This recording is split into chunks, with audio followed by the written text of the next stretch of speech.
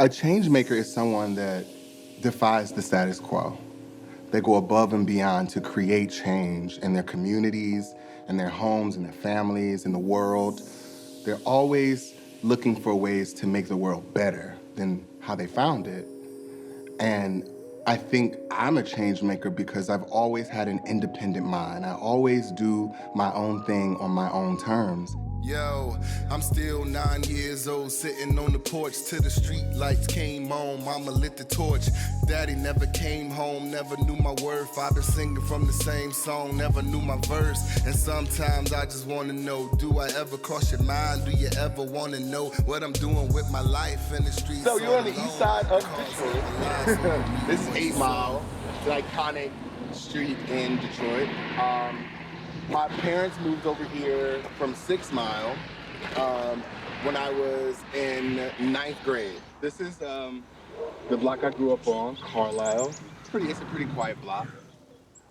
My childhood was problematic, but also a sense of light for me. People say if you can make it in New York, you can make it anywhere. No, if you can make it in Detroit, you can make it anywhere. All the time, I always felt so different. And I think I always tell people this, I'm the most weirdly insecure, confident person you will ever meet in this world.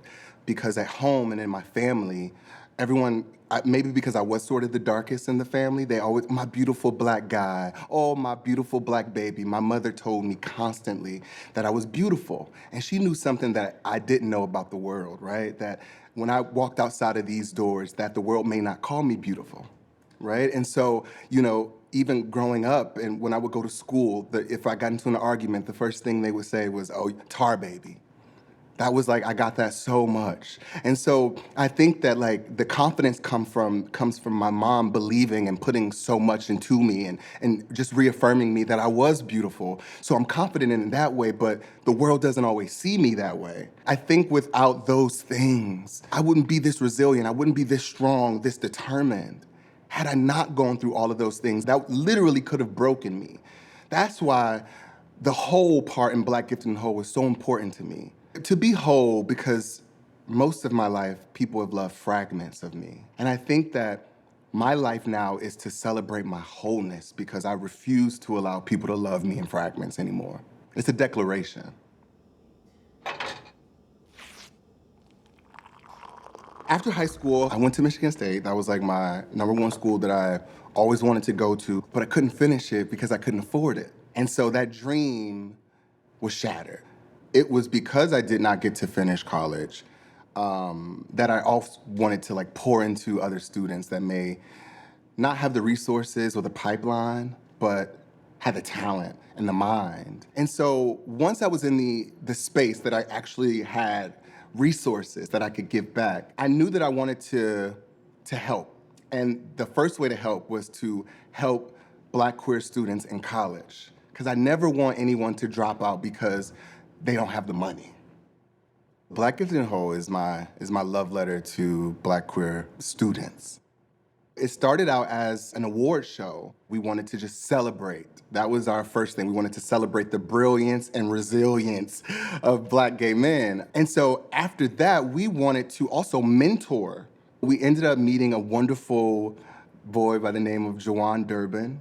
We met him in his senior year of high school. He was a cheerleader. He just reminded us of all the things that we wish that we could have been. So we raised $4,000 for him to go to a school of his choice, but he ended up not getting accepted. And so we flew down to Atlanta, talked to one of the deans of admission, and like had a closed door meeting with him and was like, look, what does he need to do? He ended up getting into Morehouse. Graduated 4 years later, summa cum laude, and just applied for Harvard Business School. That's what we do it for. It's because now we literally have created a pipeline from high school to college to the workforce. Since 2015, we've raised over $70,000 for 19 queer students to stay in school.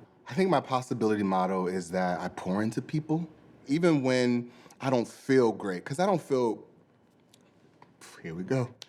Living with bipolar disorder is something that nobody knows until they live with it. There are days where I can't even get out of bed, and I know I have to. I know I gotta show up for these kids, for these students. Last year was probably one of the most difficult years for me and anyone living with a mental disorder. I was by myself in solitude for so long. I had to pull myself out of it because I had to raise the money. I had to make sure that these students got their $4,000. I had to. I could not do it for them because I would have wanted someone to do it for me. I'm fighting not just for me, but for so many other people.